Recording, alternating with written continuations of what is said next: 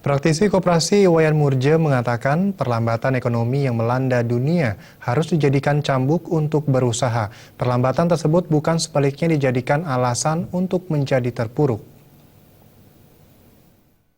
Ekonomi yang terjadi saat ini, menurut Ketua Pengurus Koperasi EMA Duta Mandiri, Iwayan Murje, harus dihadapi dengan semangat dan etos kerja yang baik.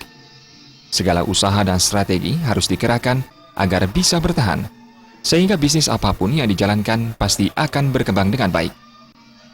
Kiat untuk maju di dalam perlambatan ekonomi ya, saya kira tetap survive saja ya, terutama bagi koperasi EMA Duta Mandiri adalah tergantung juga daripada anggota-anggotanya. Kami tetap konsisten untuk mengajak semua anggota-anggota kami untuk bisa benar-benar semangat ya, semangat di dalam menjalankan bisnis ya. Jadi istilahnya kalau dalam era MEA ini yaitu arus SDM dan arus barang dari dan luar negeri khususnya Asia ya. Jadi itu harus disikapi dengan sebaik-baiknya. Jangan berpangku tangan gitu. Ditambahkan, era MEA dan perlambatan ekonomi bila dihadapi dengan semangat dan optimisme serta ide-ide kreatif, maka dapat berubah menjadi peluang besar.